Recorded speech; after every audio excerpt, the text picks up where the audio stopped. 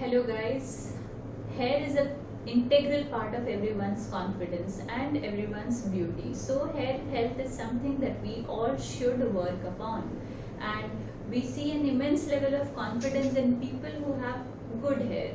So hair health is something that we need to study more about, we need to learn more about.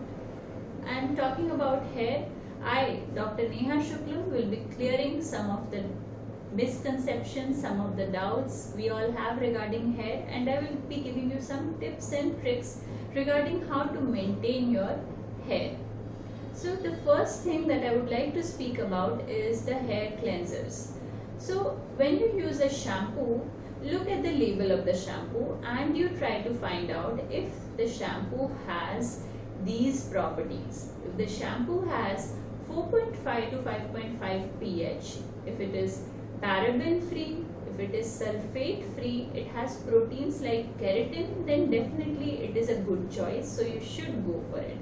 And when you talk about how frequently you should shampoo, see, if your lifestyle involves too much of hard work, physical work, which causes a lot of sweat and sebum secretion in your scalp, then you need to wash it daily.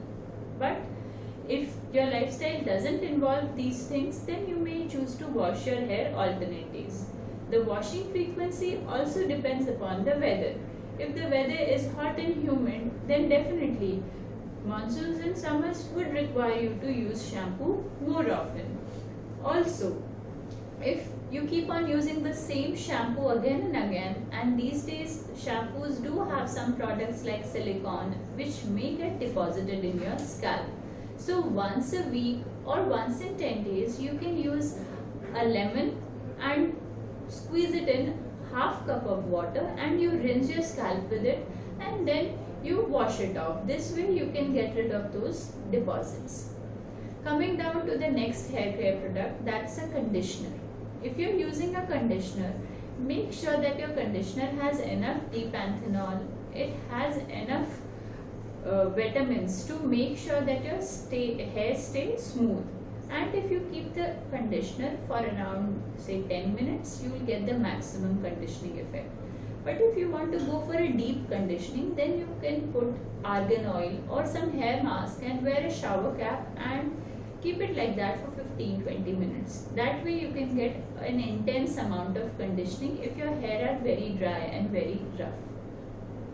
Regarding the other products that people use in their hair, they include hair colors. See, if it's safe to use hair color which are PPD free, which are paraben free, and before using a hair color, make sure that you apply the hair color behind your ear first and keep it there for 30-40 minutes and then wait for 48 hours to see if there is any adverse effect or is there any reaction that your scalp shows. That way you can be sure that the product is not going to harm your scalp or skin. Besides that, if you use organic hair colors, it's fine, and there are a lot of misconceptions amongst people that hair products like hair colors can cause cancer. See, there haven't been enough studies to conclude anything, but yes, keeping yourself away from products like PPD and paraben can make sure that you prevent any such issues in future. Coming down to the role of diet in the hair health. See, hair needs a lot of protein, a lot of vitamins. So what are the products in your diet that can really help? See, if you're a non-vegetarian, salmon fish can really help you get the omega-3, 6, 9 fatty acids. If you're not, then you can go for walnuts. Dry fruits like almonds can also help. Green leafy vegetables which are rich in B vitamins will also help, like spinach. If you take milk, if you take sprouts, they will give you good amount of protein to keep your hair healthy. These are a few things that you should include in your diet. What about exercise? If you exercise well, then definitely your hair will have a lot of blood circulation in it, and whatever you are eating will reach your scalp nicely.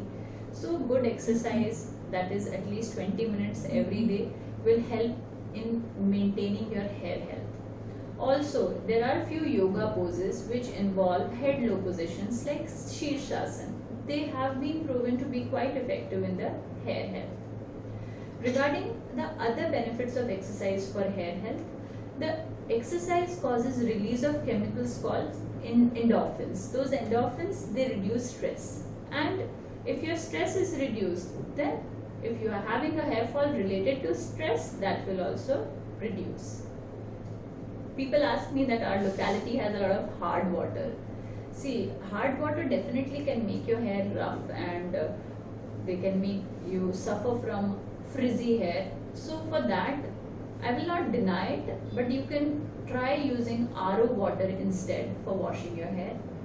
People often come to me and ask whether we should wash our hair with hot water or cold water. I would say cold water is preferable, because hot water will take away the natural oils of your scalp and make it very dry. So your hair will also look dry. You have to strike a balance between the conditioner application and shampoo application as well, because too much conditioning can cause limping of your hair, too much shampooing can cause dryness. So a balance should be there to make sure that your hair neither goes limp nor goes dry. Amongst the other factors which are associated with hair health are the hormones. For females, if there are irregularities in terms of their periods, if they are gaining a lot of weight, if they are having facial hair in an abnormal quantity and density, if they are losing hair along with all these things, then there could be an underlying hormonal issue and they should be consulting their doctor.